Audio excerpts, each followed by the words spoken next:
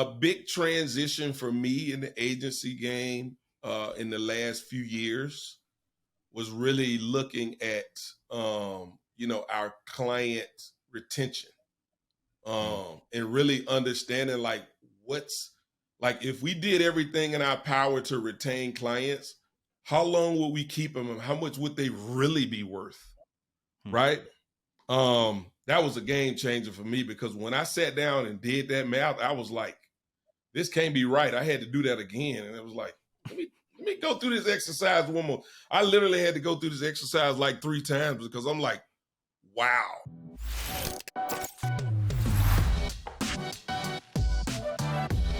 Tim, today we have Tommie Powers, Tommie, aka Tommie Traffic, aka the OG of YouTube's. But I'll tell you what's really interesting is I think you're going to like him like I liked him the first time I met him because he's a very vulnerable, authentic agency owner who's kind of been there and done it. I think that's been a kind of a theme lately, hasn't it? Oh, I think it's been a huge theme lately. And I'm looking forward to meeting somebody with a nickname. Yeah. I mean, how cool is that? What would be your nickname? Have you ever had a nickname? I don't know. Have you had one? There. Go ahead and admit it. No. Let's talk about what was your instant messenger name on AOL? Yeah, I didn't have that. Oh man, I had Mizark, MIZARK03. It's a great icebreaker, by the way. If you ever meet somebody out there in the world agency talk, you need to go and ask them what their instant messenger name was back in the late 90s, early 2000s, and it's always embarrassing. It's always something terrible. It is. It's just what's your MySpace name? Oh God, I don't want to get into that. It was like it had music and a very rainy kind of emo theme going on. Okay. Yeah. All right. Yeah. Okay. Speaking of emo theme, yeah, we have an incredible episode today, and Tommie Powers is not going to disappoint. He's fantastic. He'll be speaking and keynoting at Traffic and Conversion Summit out in San Diego, and we get to rap with him about being an agency owner today. So without further ado, I hope you really enjoy Agency Talk, this amazing conversation with Mr. Tommie Powers. You know, when people say OG, that means original gangster for you noobs out there. And I want to say this, we've got one of those on this episode. And real quick, before we introduce, hold on, Tim. That's literally, you stole my joke. All right. You stole my joke. Before we get into Tommie's and Tommie's guest that he's sitting there smiling, Tim, would you say you're the OG of anything? And if it was, what would you be? I don't know. I mean, I've got the Santa Claus hair now and everything going on. I don't know. Just the OG of old guys, I guess. Immediate credibility when you have the pepper, when you got the pepper. But speaking of pepper and all the sauce, we got Tommie on the show. Tommie, thank you so much for carving out time wherever you are between Mississippi and Atlanta, Georgia, wherever you want to reside. We are so thrilled that we got the original gangster of original gangsters of the marketing space on the show. And Tommie, tell us how happy you are to be here. I'm extremely excited to be here, right? And y'all got me riled up because we were talking about sports right before we got started. So. Yep. And then you made me think about the Falcons, and then I got too upset. Yeah, that's why I tried to take you away from that with the Hawks. For all those listeners out there who don't understand, the Falcons took an L this past weekend. It wasn't pretty. To the Saints, which is also a close by neighbor, not fun, in a beautiful stadium like in Atlanta. And Tommie had to be there and eat his tears. And so we were listening to him get riled up, and we're sorry about that. But that's a great segue into you kicking butt and talking about. So for everybody who doesn't understand that we are speaking to an OG, and if they didn't look you up and Google you, how would you describe yourself, Tommie, to those folks who are a little bit ignorant about who you are? I consider myself a veteran in the digital marketing space. It's still a young industry. I've been in it 15 years. Did a lot of really dope stuff. And, media buying is kind of like the trade that that was like the thing that I mastered in the digital marketing space around digital advertising, right? So that's pretty much Tommie. That's who I am in a nutshell. But what's really interesting about you saying that, and I say this to Tim too, I really want to know what Tim's been in the game for, 54 years, something like that, Tim. So I feel like I really want to know when we are speaking to these original, when we're speaking to original gangsters, I want to know what keeps you excited and engaged in it, and you're not just going to go off into the sunset somewhere. I don't know, man. I just see. Just for a long time, I always knew that the internet was the future. getting into the advertising side of it and just kind of seeing where we're still scratching the surface of what's possible with the digital realm when you start talking about the metaverse and all of this crazy stuff. And it's just like, man, it's just like, you know, I think it was Steve Jobs that was like, you know, you don't have to, it's something about the future where it's like, you know, you can create the future, like you get to create the future, you know, and it's just like, that's fascinating to me. So, you know, I don't think the future is, I do believe that things have been written already that hasn't happened, but I also think that we have, you know, I think there's a higher being that has given us the capability to perhaps rewrite that in some ways, and so that's kind of, I don't know, it's just kind of fascinating to me, man. It keep me on my toes because there's always something to look forward to. Like it's not going to be a static thing. There's going to be this future that we're going to create, and we got the ability in a lot of ways to paint that picture the way that we want that picture painted, and not, you know, just reacting. Have to, yeah, you know what I mean? That's fascinating to me. So how did you get into the agency game, and how has your agency evolved over the years?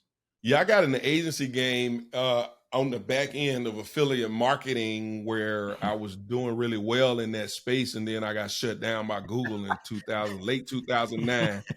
Google shut me down. But was it ACI juice?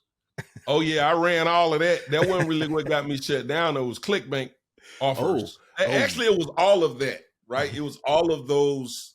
But the reason I got shut down was because Google just said, hey, all of these websites that you've been driving traffic to are not compliant. If you fix them, we'll give your account back. But because I was the affiliate marketing direct linking, I didn't own those websites. So naturally, I couldn't get access to them to update them and fix them to Google standard. So I couldn't get my account back. So taught me a very valuable lesson right there. And I needed to make some money. And I didn't know what I was going to do. And a buddy reached out and was like, you know, I got these guys want you to, you know, looking for somebody to run ads for them. And I figured, you know, you're good at this. It's like, why would I run their ad? Like in my mind at that time, I was like, that doesn't make any sense. And he was like, well, they pay. And I was like, wait, people will pay me to run their ads for them? And at that time I needed money and I got this skill set. And I was like, yeah, I want to talk to them. Like, you know, sign me up. So that's how I got in the agency space. But I love it because we've talked to a couple of people who started in affiliate. And I just think that, like, you know, I got 99 problems if ACI ain't one is becoming the theme of, you know, our conversations with agency owners recently. You know, what's even more of a trend is just that a lot of these early agency owners were out there just trying shit and breaking shit and just 100%. Like, you know, and just kind of throwing stuff against the wall to see what will stick. And it seemed like a lot of also people, by the way, Tommie, were just sitting there going like, well, somebody's going to pay me to do something. So that seems like an early services model right there, you know? So Tim said that, but like, so outside of like, okay, that's how you got into it. What are the different seasons of your agency as it grown people wise, as it changed from, you know, is there any, did you ever add in like, oh, we're going to do websites too. And we're going to do all this stuff. God. Yeah. Yeah. It's several seasons, right? I've had, oh God, I got to be on 5th iteration of this thing by now.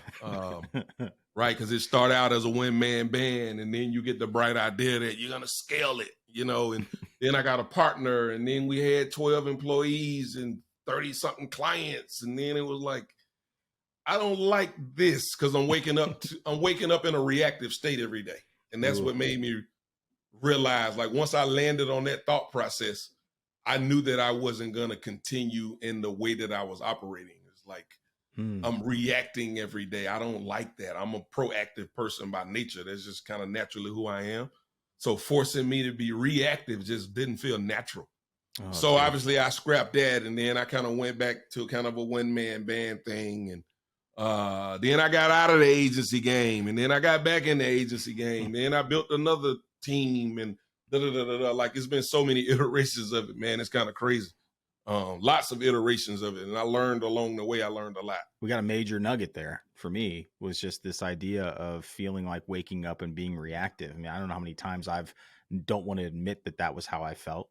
and probably stayed in something way longer than I should have. Absolutely. Because of just, because I felt like I needed to be there. What do you say when you jumped out of something like that? Was there a moment where you had to kind of like burn it all down and just, you're going to mess up relationships and stuff? Or was there some kind of strategy in exiting that and not feeling that way anymore? The first time was not a relationship burning issue. It was just a conversation with someone who's still a very good friend of mine to this day. We do business together.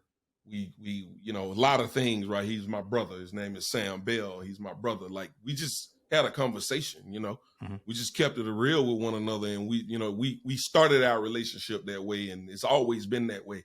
So no, but the second time that I had a thing, it was a burning of bridges and relationships and everything. Like, it just, and that was a family member, actually. This was my cousin second time around.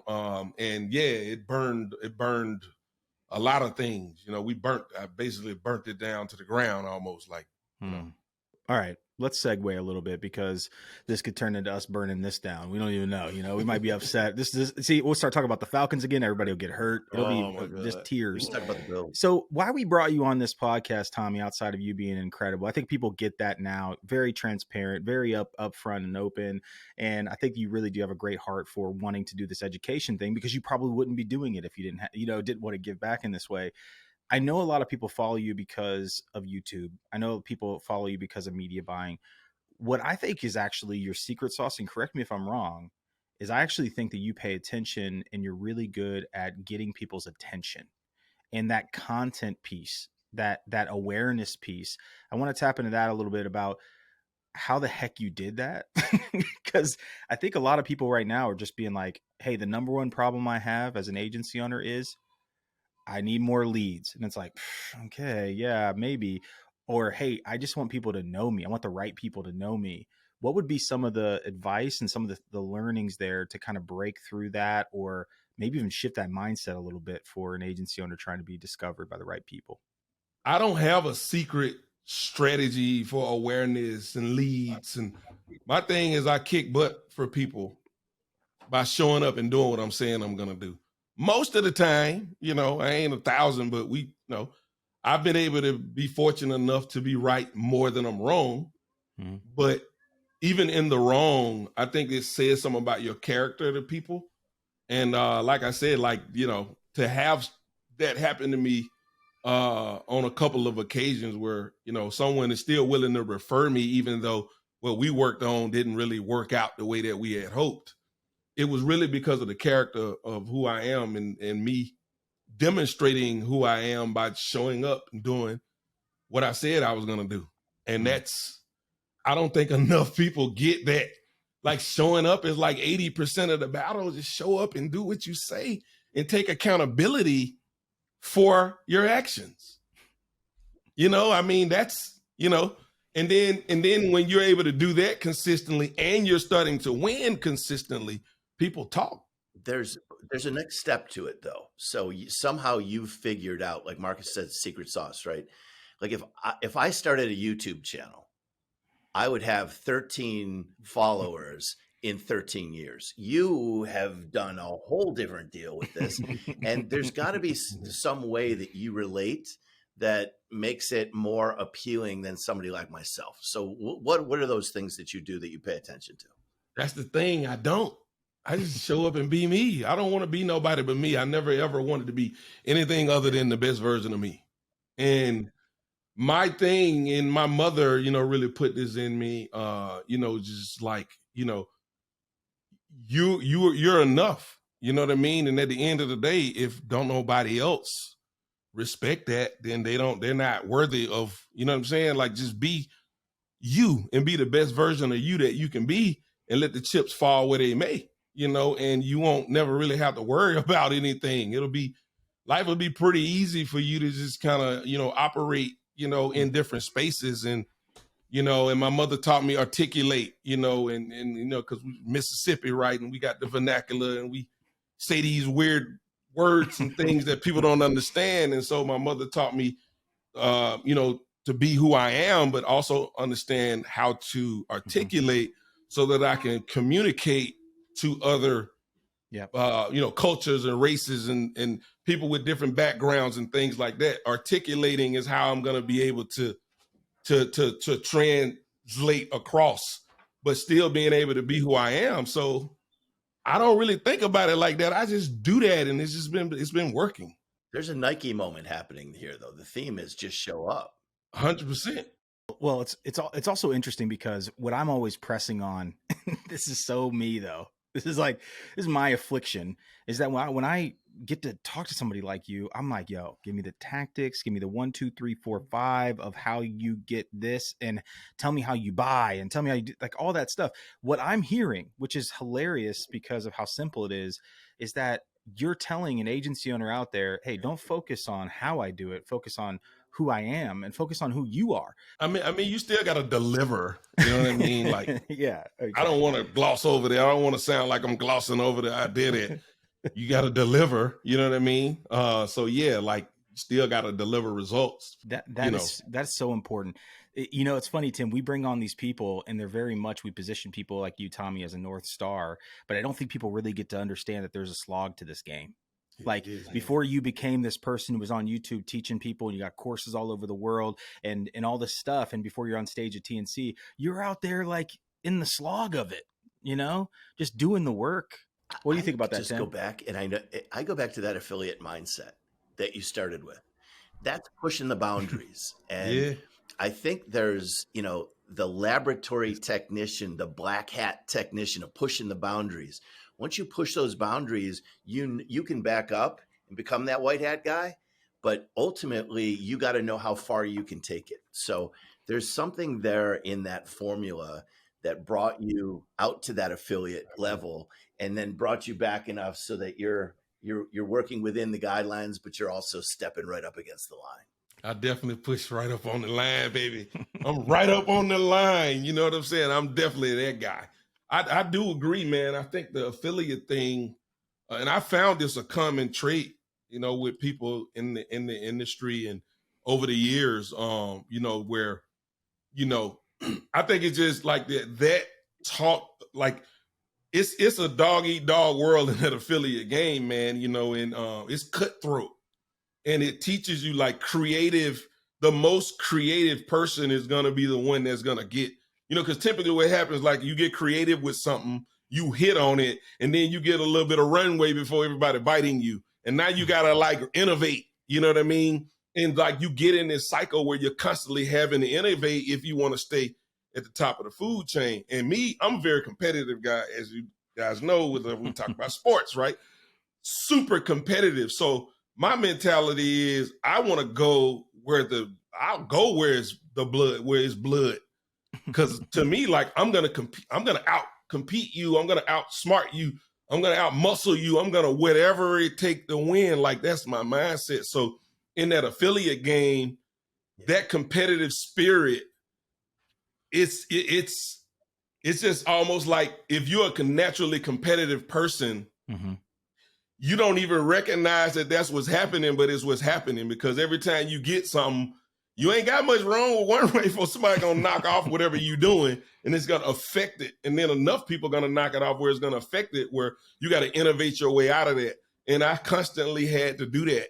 And so once I got into this lane and these other lanes, like I just naturally do that anyway. It's not like I had to learn that behavior.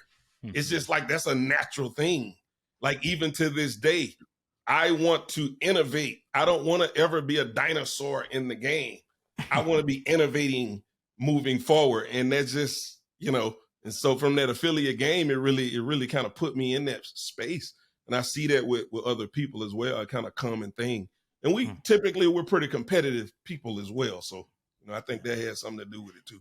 And I think that I've heard you in a bunch of different interviews talk about you can be great at buying ads, you can know YouTube and Facebook, whatever. But if you don't have a good offer, like it doesn't matter. Am I right in saying that? You can't. It's like putting lipstick on a pig. A terrible offer. Nothing gonna fix that. I'm not a miracle worker. I'm definitely not Jesus Christ walking on water. You know what I'm saying? Like, if your offer is not good, I don't care how ninja you are. I don't care how great of a media buyer. I don't care how good of a funnel you can build. And it's not going to work. It's just not. Like, the offer is everything. You have to have that first and foremost before the rest of the strategies that I can share with you are going to have a chance of even working. This is a question for both of you. I actually think this is interesting. What's the last good offer you saw? What's the last great offer you saw? Was there anything that stands out to you? We were just like, you don't have to remember the name of the company. Just give me kind of like a story about the last time you're like, damn, that's a good offer. Like, one of my clients right now, his name is Julian Gordon. Like, he got a great offer, man. Like, yeah. Like, before he came my client, I was like, that, like I was like you just said, like, that's a great, like, I was in awe of his offer. Like, I was like, yo, that offer is crazy. What's he do? What was it? So his thing is multifamily real estate, right? So he built a multifamily real estate portfolio himself. Then he started training other people how to do that. But he has a mission. His mission is very strong. He sees himself as the Harriet Tubman of the above ground railroad. So he got like all of these elements. Like, Julian is this, he's amazing, man. Like, this guy is, I don't even want to get into all of his stuff, but like him, who he is as a person, as a whole, his mission and everything that he's doing, like, I'm bought into the vision of what he's building, right? But even before that, I'm on the outside looking in, like, man, that offer is crazy. So he would be the person that come to mind when you say, wow. The last time I was really wowed by an offer was probably Julian. And I think that was really interesting, is that it wasn't even the very specifics of the offer. It was the fact that you bought into what he was trying to accomplish, right? Yes. And that probably makes the offer pretty damn good when you actually know that the offer's tied back to something great. Tim, same thing for you. I know where you sit, sometimes you get to see all the good and the bad. I'm sorry, I can't get past the Harriet Tubman of the above ground railroad. I mean, upstate New York, Harriet Tubman was, there's museums and such. I'm sorry. I just lost everything at that when you said that. So I was following that offer too. Yeah. All right, man. Yeah, we'll bail Tim out. He was having a moment. Nah, I feel him on it. I ain't lying. I had goosebumps when he first said it.